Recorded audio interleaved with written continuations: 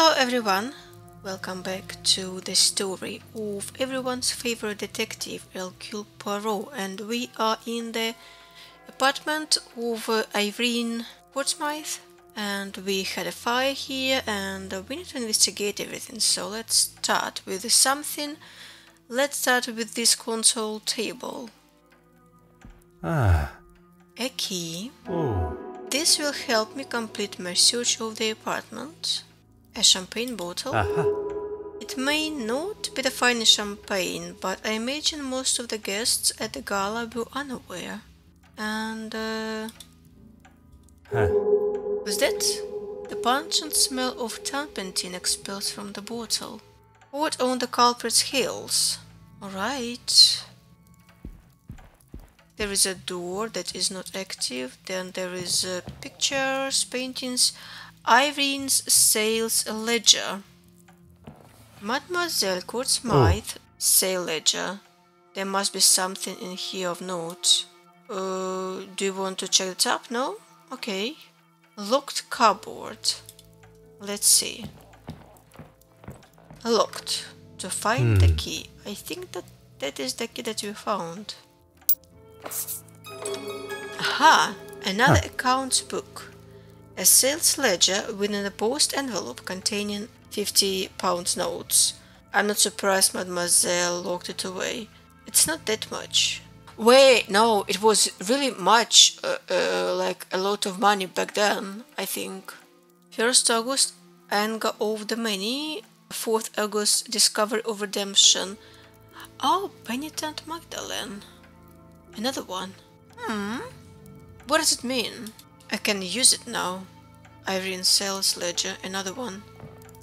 Let's check this up. Do we need to compare it somehow?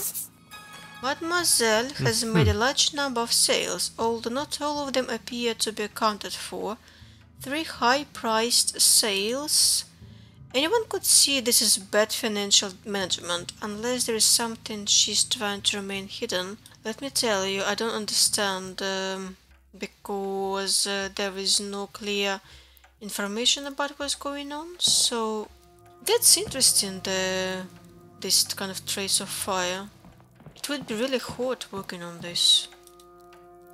Is she alive? Her apartment is really big. Coffee table. Irene's body! No! So she's died! Oh no! No! Where was it? Oh, I see her shoe. Oh no, I'm so sad now. Okay, coffee table. The sharp spark is used to pierce the cork and preserve its bubbles. Oh, really? Never knew. Some cigarettes? Eddington cigarettes. And someone has a rather persistent habit judging by the number of stubs. Hot on the culprit's heels. I hate it.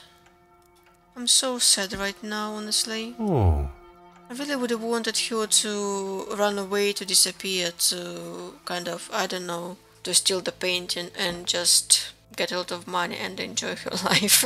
That sounds so bad, but I really don't want to see her dead. She was one of my favorites. I would expect paint pigments. I don't see any. I would expect nothing less from a working artist. I'm so sad. No obvious indications that she was burned by the fire. She was strangled, maybe? No, no obvious signs that she was suffocated by the smoke. Gosh, it makes me so sad. Don't see anything else. Could she have fallen asleep in that position? I suppose so. From analyzing the victim's body, I can conclude that the cause of death was not dead by the flames. Not by the flames? Then what? Someone hit her in the head? That is what we are yet to determine. Be poison? No, she's too calm to be poisoned. Oh gosh, I'm so sad. Fireplace. Containing cherry tobacco, obvious by its fruity aroma. He didn't stand a chance of remaining amongst the fire. No remnants of candle. Another candle? No. Flowers? No. Something inside there? Like someone buried something? No. Yes. Necklace with a pin through it. There must have been a reason to toss jewelry into a fire. There is also a pin through one of the links. Curious. I wouldn't have even noticed that. Okay. Likely used to hold a candle. Saucer. It appears that the fire spread more ferociously to the right of the fireplace, completely melting the candle on the right. That looks so weird, honestly. That's interesting. Allowed. Okay, Scotch trail. That's what I was curious about. There is a clear trail of where the fire was intended to burn. Judging from the pattern and location of the scorch marks, an accelerant was used.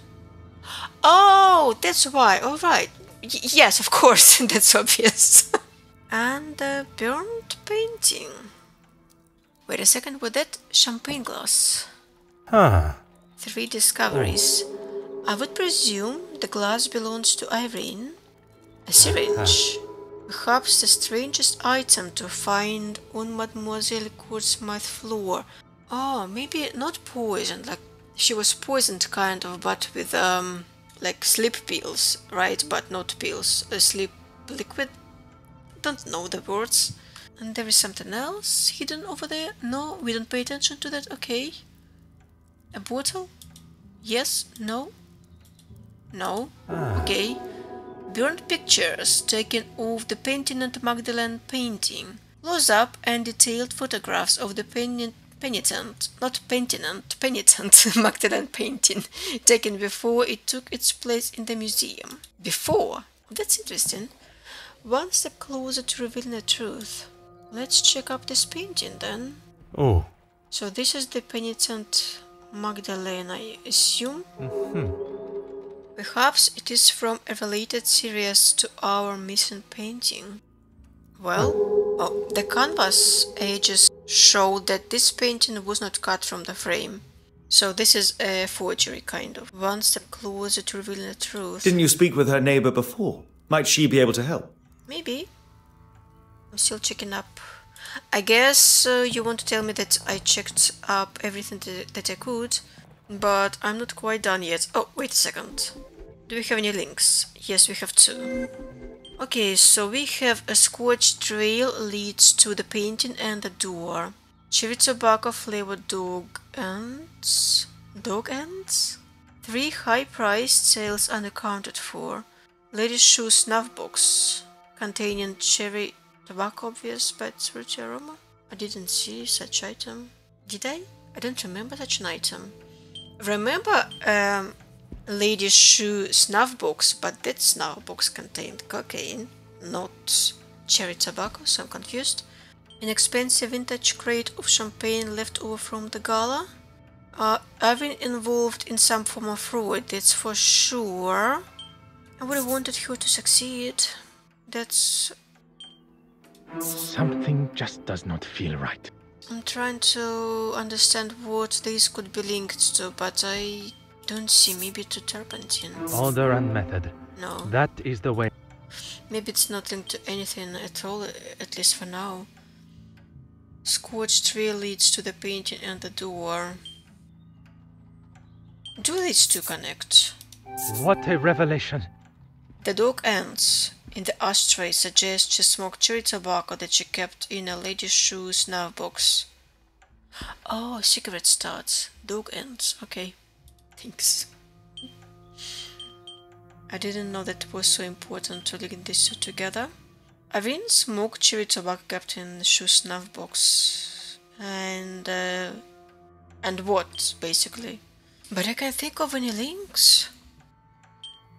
Do these two connect? Voila. Oh yes! So turpentine can be used as ignifier. What's the word? The correct word? Something that creates fire easily, I think. The start of the fire was no accident. It was set with intent to damage and kill. The fire was deliberately started and there is no more links. Oh gosh.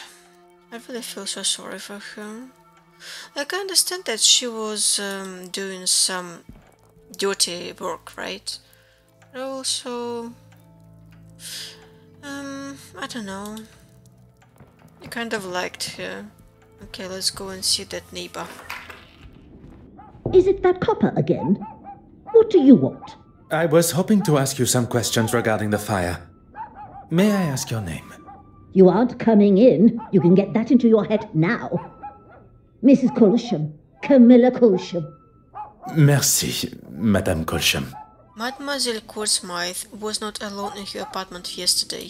She hardly had any visitors, but yesterday it was like she had a sign up offering out free ale. She had a lot of visitors yesterday. If you would be so kind as to talk us through the events as you remember them. Well, I saw her leaving with a couple of paintings under her arm.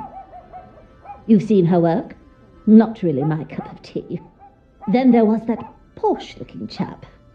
I heard him before I saw him. Like an elephant on those stairs. A posh-looking chap. Posh-looking chap. Which one of them looks posh? I would say Johann. That's the only one. Another one is, don't remember his name. A friend of Poirot, the one who is the doctor. But maybe he's not considered as posh. Maybe he considered as bohemia or something. I'm not sure, to be honest. I'm not really good at this kind of terms. Next came the professional-looking fella. He's got some money in those pockets, that's for sure. I saw him leaving with a painting, too. That has to be the man in the green costume. I absolutely cannot remember any names right now. I don't know why. Mortimer? Oh, and the argument with another man? I couldn't hear what it was all about, but he had a set of lungs on him. You are doing a wonderful job, Madame Colsham. You can keep the patronizing tone to yourself. She must have turned her radio up to disguise what they were saying, but I tell you this, I'd rather have listened to them than that racket. It wasn't long before he was storming down the stairs. I don't think he'd heard the expression light-footed before. Would you be able to remember any other details of the gentleman? Through this peephole you can barely tell who's man and woman. I didn't hear her leave, but when I heard that door downstairs slam, I knew it was her. So she left. I opened my door and gave her what for. And you know what she did? She waved me off, bottle of bubbles in hand, ranting about being dry. She looked 2 sheets to the wind, if you ask me. 2 sheets to the wind. What does it mean? Like drunk or something absolutely different? Okay, 2 sheets to the wind. Drunk, yes, that is drunk. Only after did she turn the radio down. I wasn't going to waste the peace and quiet, and I got ready for bed. Hey, I see your eye. You have brown eyes. I was getting right into the exciting bit of my book. Perkins' first one, you know. I do like Perkins. Well, that's when I first smelt the smoke coming from the hall. And then you lot showed up. Merci, Madame. You have been most accommodating. Oh, and I found this in the garden. It's obviously hers. I was going to put it through her letterbox, but, well, you know. The cork from a champagne bottle. It would not be a giant leap to assume this came from Mademoiselle Courtsmith's apartment. A smell lingers on the cork. Bitter almonds. No, but she looks too peaceful to be poisoned, like with a real poison. I think that you're talking about, cyanide. Merci, Madame Colsham. Like, usually victims of being poisoned by cyanide, they don't look too peaceful. Did she look peaceful? I need to check that up again. Maybe I'm wrong, maybe they do look peaceful. But like in each book and in each murder mystery show, whatever, I saw poison victims, especially if it's cyanide or this kind of strong poison, they don't look too peaceful. Aha. They usually look very disturbed, but she looks peaceful, so that's why. Well, then again, I don't see her face really, it's kind of a little bit hidden. Maybe, it's a game, so maybe they didn't want to exaggerate, like to make it rated or something, so maybe that's why. No. From analyzing the victim's body. Well, I think that's poison. Okay. So we have another clue, another link here, Pierce Cork, and do this to connect. I cannot see the logic in this. No. Do this to connect. I should not be surprised by my own skills of deduction. Yes. Why would she feel the need to purchase more when she had already bottles in her apartment? Irene left to get more champagne when she already had some. Maybe she wanted to poison someone, but there is no more links here. Okay, so we have we had a cork, but I don't see that in my inventory, so where do I get it? I assume that I got it already. Do I need to come back to Miss Colsham? Okay, I don't understand. Somehow I thought that we got champagne cork, but we don't have it. So are we done here inside her apartment? Or not? Do we need to go and talk to the man that we had met? I still have this use interaction, so... Oh. Mademoiselle has made a large number of sales. Same thing as before. Then we have this locked cupboard that we opened already, and we found another ledger. And Penitent Magdalene, like these two. So someone requested two of them. Well, not necessarily the same person. Probably two different people. But obviously someone wanted to fake the painting in the museum, I would say. Gosh, I think that's all. Let's talk to Hastings. Maybe he has something smart to say. Monsieur Hastings, your assistance is required. Of course. What do you need? Okay. The smell of bitter almonds on the champagne cork. Almonds? I've never had champagne that tasted of almonds. One would hope not. Mademoiselle's lips may hold the missing clue we require. What do you suggest we do? The fire. It wasn't an accident. It was set on purpose, using turpentine to douse any evidence of them being there, and the forgery. An almost perfect execution, had we not arrived in time before the evidence had burned away. But why try and get rid of the necklace? All right, that's interesting. Spoken like a true detective. I forgot about that. I need to discuss something with you. What can I do for you? Aha, okay. I can confirm Mademoiselle Smythe was not killed by the fire. Let's check this up. I do have all the clues, so... no sign of soot or damage to airways, and no sign of burning. From analyzing the victim's body, I can conclude that the cause of death was not dead by the flames. Not by the flames? Then what? That is what we are yet to determine. What can I do for you? I believe she was poisoned with cyanide. I have found the Penitent Magdalene painting. However, it is a fake. I don't have two clues, so might not be able to... maybe this one. Mr. Poirot, you are a genius. Okay, but I'm missing two clues. What can I do for you? I believe I know who our snuff box belongs to. There is one missing person. How interesting. The snuff box belongs to Mademoiselle Smythe. And the reason for that is cherry tobacco flavored dog ends and lady shoe snuff box. That would never have even occurred to me. I've got a lot to learn. What can I do for you? Oh, she was an addict. That's why she needed money. That's why she was faking paintings. Mademoiselle Smythe was creating replicas of the Penitent Magdalene. Burned pictures taken of the Penitent Magdalene painting. Paint pigments? Probably not. Yeah. These two. That would never have even occurred to me. I've got a lot. What can I do for you? I think we're done. Let us get back to the scene. Okay, that was nice talking to you. Do we have any more links now? Yes, we have one. So we have Irene created replicas of the Penitent Magdalene painting. Burned painting was a replica. Do these two connect? I must act No. on thought and... I mean, they do connect logically, but not in this game. Used to? The evidence suggests some... Maybe burned painting was a replica. I mean, these two connect, right? Where is the sense in that?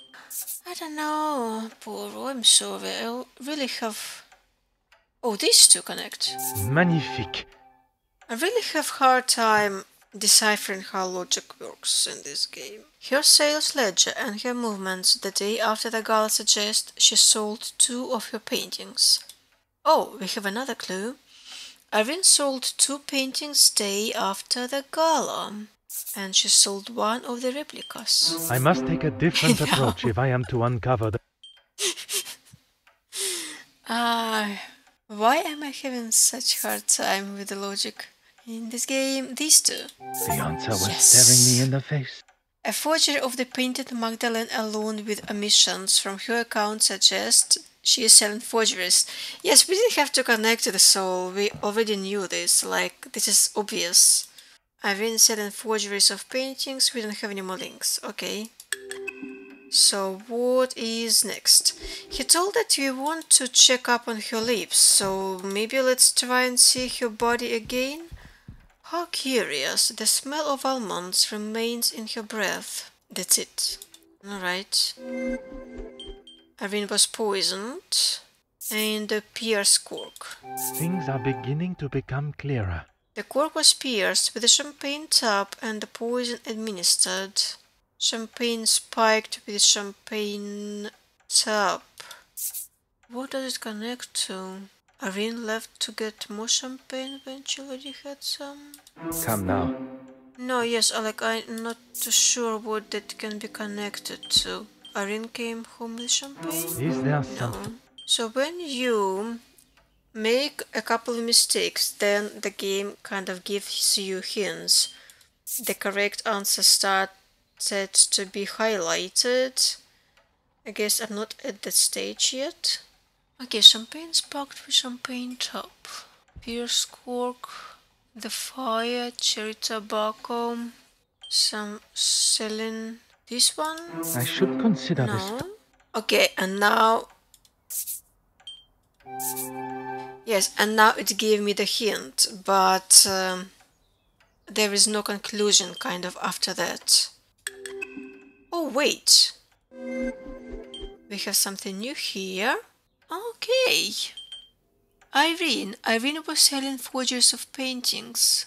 So we have 2 clues for Johann, 1 clue for Anastasia, 1 clue for Mortimer, 1 clue for Horace, and 1 clue for Betty.